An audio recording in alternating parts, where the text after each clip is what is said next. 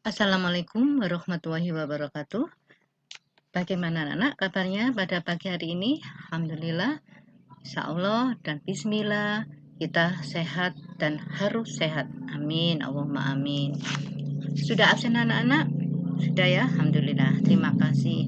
Anak-anak, marilah kita panjatkan puji syukur kehadirat Allah SWT pada pagi hari ini, sehingga kita masih bisa berjumpa lagi, walaupun belajarnya masih secara virtual atau online atau daring ya, belajarnya dari rumah. Namun tetap harus semangat ya anak-anak ya.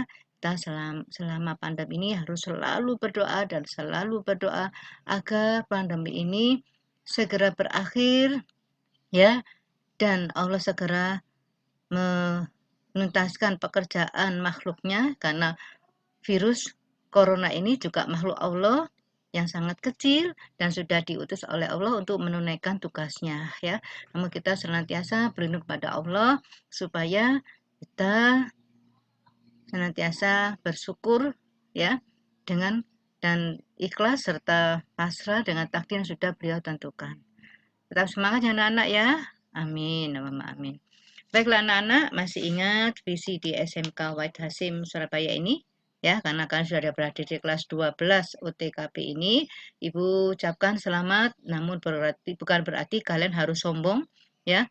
Karena dengan naiknya kalian di tingkat yang lebih tinggi, yaitu di kelas 12 UTKP ini, kalian senantiasa harus memberikan contoh yang baik kepada adik-adik kelas kalian ya, dan nantinya bismillah siap menjadi calon pegawai yang handal. Makanya diberikan materi kepegawaian hingga di kelas 12 OTKP ini. Anak-anak si SMK Batasi masih ingat ya? Ini kita lihat bersama-sama ya. Bismillah, unggul ya, cerdas, mandiri, dan berhaluan ahlu sunnah wal jamaah. Ya, unggul nanti kalian harus punya keunggulan yang baik ya, lulusan dari SMK Wadasim ini, karena kalian bersekolah di sekolah yang berbasis religius. Kemudian cerdas ya, atau smart. Jadi tidak terbelakang dengan yang sekarang sudah terjadi, artinya punya ketangkasan, kecerdasan ya, kemudian kecerdasan berpikir, bertindak, bertutur kata, dan yang lain-lain yang baik ya. Kemudian mandiri, artinya tidak selalu bergantung pada orang lain, tapi bismillah percaya dan yakin dengan kemampuan yang kita miliki yang sudah diberikan oleh Allah Subhanahu wa taala. Karena semua ini tidak lepas dari campur tangan Allah Subhanahu wa taala. Dan yang terakhir, tentu saja kalian lulusan dari SMK Wadasim ini diharapkan memiliki akhlak yang baik, yaitu sesuai dengan akhlakul sunnah berhaluan ahlu sunnah wal jamaah ya, akhlak yang baik ya. Kemudian kita lihat dulu ya. Nah, ini anak-anak saya berikan visualisasi bahwa salon sekretaris itu tidak harus cewek ya, bisa cowok ya. Nah, bidang pekerjaannya pun macam-macam anak-anak ya. Ini kebetulan yang kemarin kakak kelasmu melakukan table manner. Nah, kalau kita lihat di sini instrukturnya seorang cowok ya, padahal ini dalam acara kegiatan table manner ya. Biasanya telaten itu adalah seorang cewek, tapi tidak. Ini saya berikan contoh seorang cowok ya. Ya, benar ada Pak Omi ya dari Hotel Pesona Ampel Surabaya. Kemudian ini juga kakak kelasmu ya, kita latih menangani telepon ya. Nah, di sini penerima telepon itu bukan harus cewek, bisa juga cowok ya. Makanya kalian disiapkan untuk apa? Siap bekerja. Nah, anak-anak, bila tak kenal maka tak sayang dengan materi OTK kepegawaian ini, makanya saya kenalkan dulu silabus kepegawaian di kelas 12 UTKP 1, 2, dan 3 ini. Artinya apa silabus itu? Petunjuk atau pedoman yang akan kalian pelajari di kelas 12 ini. Ya, ini ada 9 KD ya. KD itu apa Bu? Kompetensi dasar ya. Yang dipelajari apa saja Bu? Ini untuk di semester ganjil ya, atau semester ke-1 ini kita belajarnya sampai dengan ini ya, KD 1.11, 3.11 hingga 3.15 anak-anak ya. Nah, ini nanti semester genap kita mulai dengan cuti pegawai sampai dengan pengelolaan evaluasi pegawai ya. Nah, ini jadi ada 3.11 yaitu materinya penghargaan pegawai. 3.12 tentang disiplin pegawai. 3.13 peraturan pernikahan dan perceraian pegawai. Loh, Bu, dibahas Bu masalah pernikahan dan perceraian di sini. Iya, karena seorang pegawai itu kalau negara PNS ya itu semuanya sudah diatur ya biar teradministrasi dengan baik. Beda dengan kalau instansi swasta. Sampai dengan 3.14 yaitu masalah pemberhentian pegawai ini diatur. Kalau swasta kan resign gitu aja memberikan surat atau membuat surat pengunduran diri ya. Kemudian 3.15 kesejahteraan pegawai. Apa saja nih bahas nanti ya Nana ya. Kemudian masalah cuti pegawai di KD 3.16 juga dibahas. Kemudian 3.17 ya tentang dokumen pensiun pegawai. Kemudian 3.18 yaitu penyimpanan dokumen pegawai dan terakhir 3.19 tentang pengelolaan evaluasi pegawai. Ya. Sekarang kita lihat ya. Ini materi yang kita pelajari ya anak-anak ya. 3.11 hingga titik 15. Dan kita lihat materi 3.11 penghargaan pegawai. Yang dipelajari apa aja Bu? Ini mulai dari pengertian penghargaan itu apa. Siapa yang tidak mau dihargai? Ya, setiap manusia pasti senang ya kalau dihargai atau mendapatkan penghargaan ya. Nah, kemudian manfaat dan tujuan penghargaan itu apa, Bu? Nah, nanti Ibu jelaskan ya. Yang penting kalian tahu dulu apa aja yang dipelajari di kelas 12 ini. Kemudian faktor-faktor yang mempengaruhi penghargaan itu apa, Bu? Ya, kenapa kita diberi penghargaan ya? Karena prestasi, karena pangkat dan jabatannya dan masih banyak lagi anak-anak ya.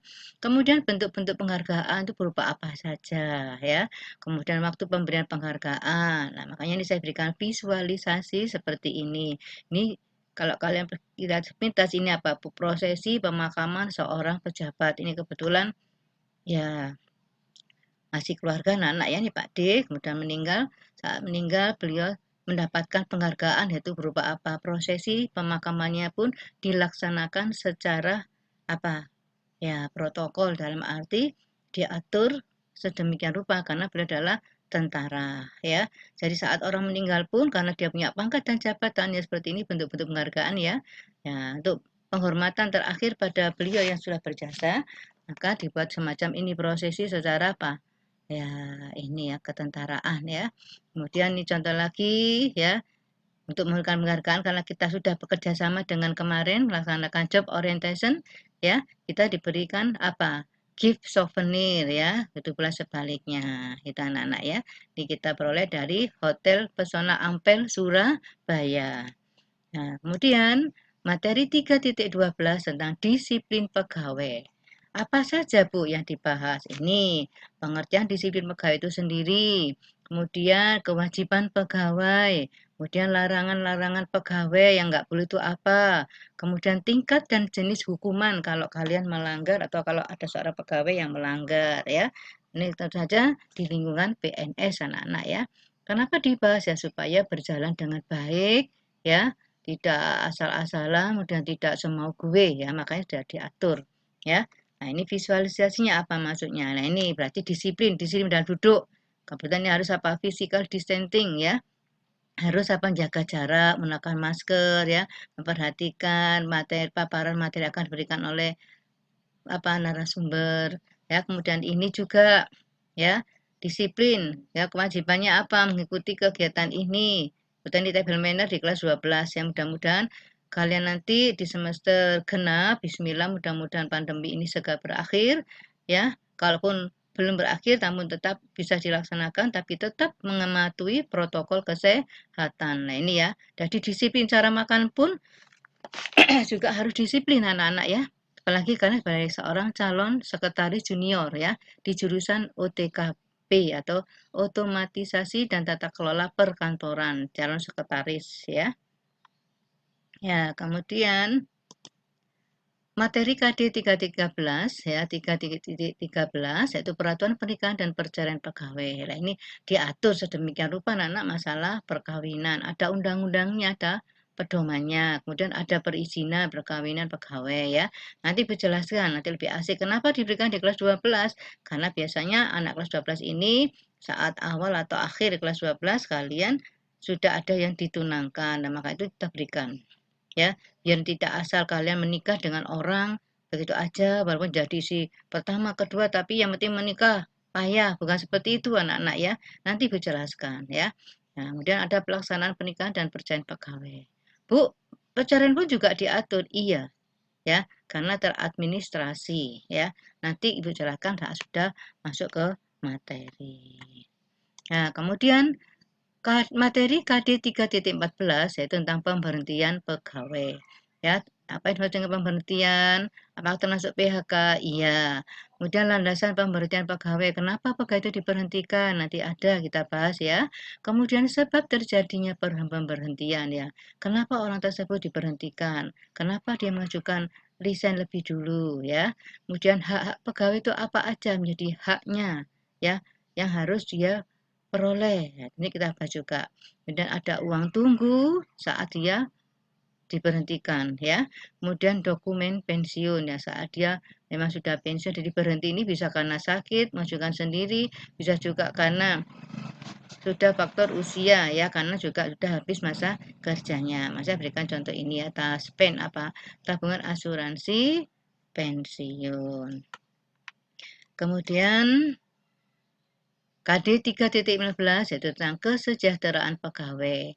Nanti ada yang memberikan menjadi landasan hukum kenapa seorang pekerja ini harus mendapatkan kesejahteraan selama bekerja. Ya, kemudian ada tujuannya apa diberikan kesejahteraan supaya apa semangat intinya gitu ya. Kemudian ada asuransi sosial, ada pemeliharaan kesehatan, ya. Kemudian ada dokumen pengadaan kesehatan. Nah, ini khusus pegawai masih apa yang masih bekerja di perusahaan ya. Nah, anak-anak, saya rasa materi itu yang harus kalian ketahui di kelas 12 ini. Ya, pesan Ibu ya, tetap semangat, jaga kesehatan, patuhi protokol kesehatan, gunakan masker double saat ini karena kita untuk seperti diri kita sendiri ya. Berarti kita sudah menyelamatkan juga orang lain dan diri kita sendiri serta keluarga. Tetap di rumah, jangan kemana-mana kalau tidak penting. Jangan lupa, ini yang penting, ya. Senantiasa berdoa dan bersyukur kepada Allah Subhanahu wa Ta'ala atas apa yang sudah kita nikmati dan kita rasakan. Karena Allah, ya Rahman, ya Rahim, ya Nana ya. Wabillahi taufiq wal hidayah. Wassalamualaikum warahmatullahi wabarakatuh. Terima kasih.